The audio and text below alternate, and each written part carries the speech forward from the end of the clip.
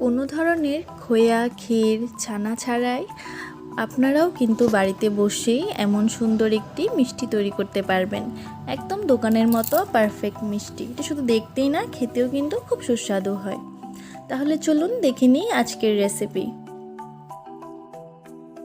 এর জন্য আমি এখানে নিয়ে নিয়েছি রোস্টেড ছোলা বা ভাজা ছোলা।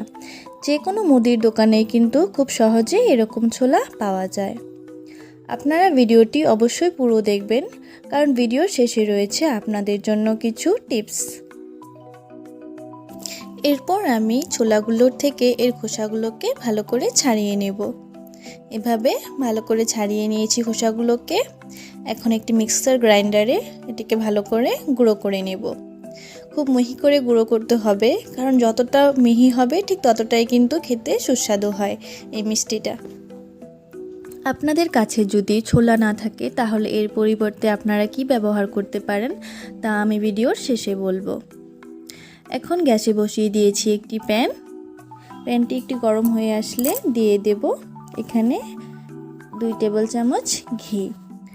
আপনারা নিজেদের পরিমাণ অনুযায়ী দেবেন, খুব বেশি ঘি কিন্তু প্রয়োজন হয় না এখানে। ঘিটা একটু গরম হয়ে আসলে আমি দিয়ে দেব গুঁড়ো করে রাখা ছোলা।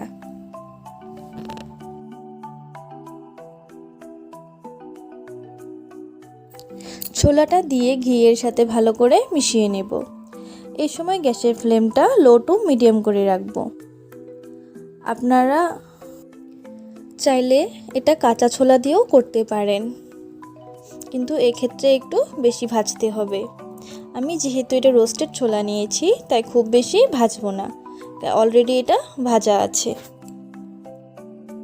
ছোলাটা ঘিয়ের সাথে ভালো করে মেশানোর পর আমি দিয়ে দেব এখানে চিনি।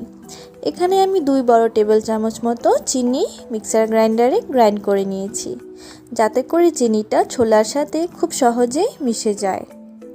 কারণ আপনার মিশ্রণটি যতই মিহি হবে আপনার মিষ্টিটা খেতে কিন্তু ততই সুস্বাদু লাগবে। চিনিটা দিয়ে ভালো করে মিক্স করে নেব। চিনিটা অবশ্যই আপনারা নিজেদের স্বাদ অনুযায়ী দিবেন।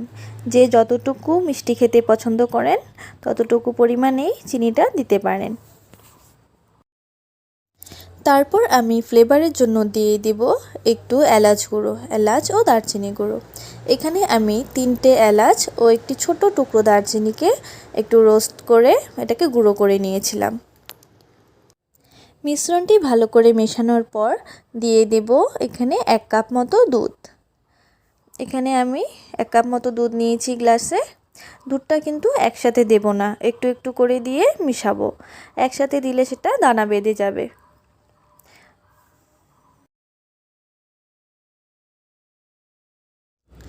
দুধটি অল্প অল্প করে মিশিয়ে সুন্দর একটা ডো তৈরি করে নিতে হবে। ডো তৈরি করার পর আমরা গ্যাসের ফ্লেমটাকে অফ করে এটাকে 2 থেকে 3 মিনিটের জন্য রেখে দেব ঠান্ডা হবার জন্য। ডোটি ঠান্ডা হবার পর আমি এমন একটি পাত্রে নামিয়ে নিয়েছিলাম। এখন আমি দিয়ে দিব এখানে গুঁড়ো দুধ। এখানে আমি 2 বড় টেবিল চামচ মতো গুঁড়ো দুধ নিয়েছি। এই গুঁড়ো দুধটি দেওয়ার ফলে কিন্তু এর টেস্টটা অনেকটাই বেড়ে যাবে। দিয়ে ভালো করে মিশ্রণটির সাথে মিশিয়ে নিতে হবে। এখানে একটু সময় নিয়ে মিশ্রণটি মেশাতে হবে খুব ভালো করে, যাতে করে এর মধ্যে কোনো দানা না থাকে। খুব মিহি বা মসৃণ করে এটিকে মেশাতে হবে। মিশ্রণটি মেশানোর সময় যদি হাতে বারবার লেগে ধরে তাহলে কিন্তু হাতে একটু ঘি বা সাদা তেলও মেখে নিতে পারেন। এতে করে মিশ্রণটি হাতে লাগবে না, আর এটি দেখতেও কিন্তু খুব স্মুথ লাগবে।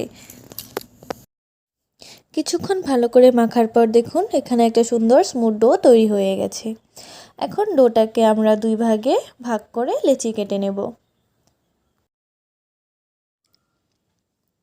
এভাবে লেচি কাটার পর একটা ছুরির সাহায্যে ভালো করে আমি এটাকে টুকরো টুকরো করে কেটে নিব। আপনারা চাইলে যে কোনো শেপে কিন্তু কাটতে পারেন। আমি এখানে রাউন্ড শেপে কেটে নিচ্ছি। আপনারা এটিকে চাইলে ডিপ ফ্রাইও কিন্তু করতে পারেন। এক্ষেত্রে মিশ্রণটিকে একটু ময়ম দিয়ে মেখে নিতে হবে। আপনাদের ঘরে যদি ভাজা ছোলা না থাকে তাহলে কিন্তু কাঁচা ছোলা বা বেসন দিয়েও এই রেসিপিটি ট্রাই করতে পারেন। খুব সুস্বাদু লাগে খেতে। এই রেসিপিটি আপনারা গ্যাস না জ্বালিয়েও বানাতে পারেন। ভিডিওটি ভালো লাগলে চ্যানেলটিকে সাবস্ক্রাইব করে দেবেন আর ভিডিওটিতে একটি লাইক করে দিবেন। ভিডিওটি শেষ পর্যন্ত দেখার জন্য ধন্যবাদ।